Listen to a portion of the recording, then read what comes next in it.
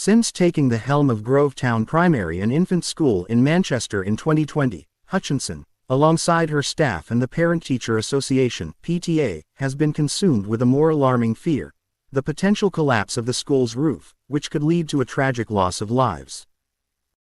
Stanley Broomfield, who became the school's board chairman this academic year, has been grappling with the scale of the crisis.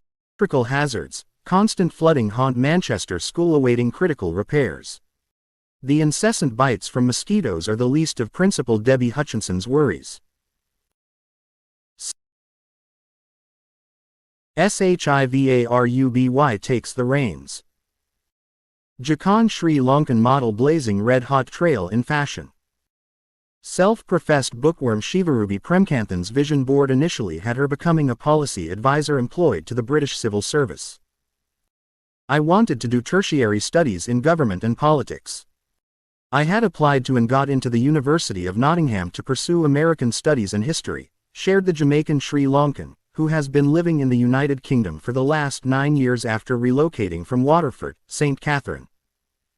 "I plan to go into the civil service here in London, potentially the Ministry of Defence or Justice, and work my way up to becoming a policy advisor. That was the original trajectory. But after being scouted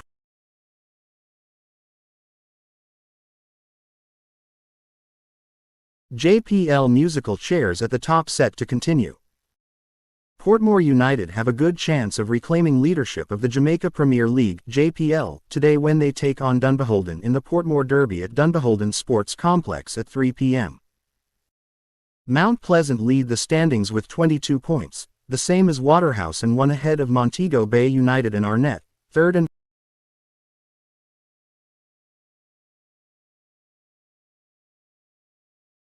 JFB defends firing of firefighter, douses claims of unjust treatment. The Jamaica Fire Brigade (JFB) has rejected claims that it terminated the services of former fireman Dwayne Brown without due process following a criminal conviction over a decade ago. Brown was convicted in November 2009 for a criminal offense and received a fine along with a suspended sentence. His lawyer at the time gave immediate verbal notice of appeal. However, it was not filed until September 2010.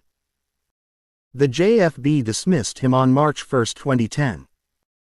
Brown and the University and Allied Workers Union (UAWU) argue that his dismissal breached JFB rules, which prohibit disciplinary action until the appeals process is complete. Brown's conviction was overturned in 2020, and his attorney subsequently requested his reinstatement.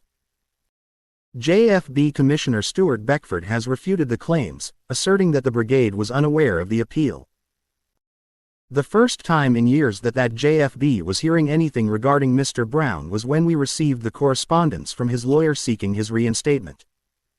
JFB had no idea that there was an appeal in the matter, Beckford told the Sunday Gleaner.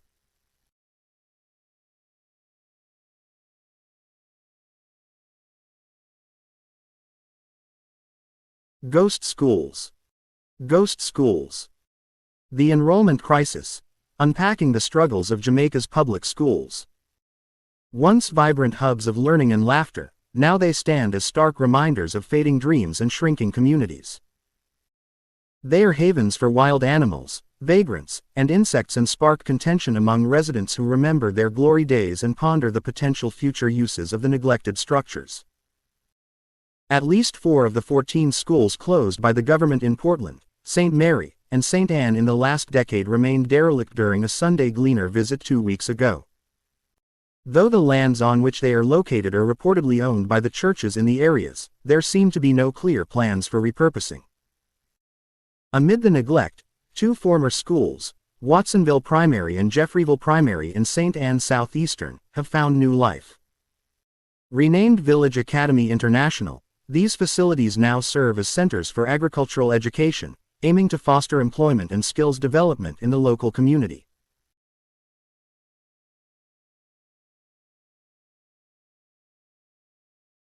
Taking the Right's Path to End AIDS in Jamaica. Today, December 1, we commemorate World AIDS Day, remembering those that we have lost to the epidemic and celebrating the resilience of those living with HIV. This year's theme, Take the Right's Path, draws our attention to the urgent need to promote and protect human rights to achieve the goal of ending AIDS as a public health threat by 2030. For Jamaica, this theme is particularly timely as we navigate the challenges of our national HIV response, ensuring that no one is left behind, especially those who are most vulnerable.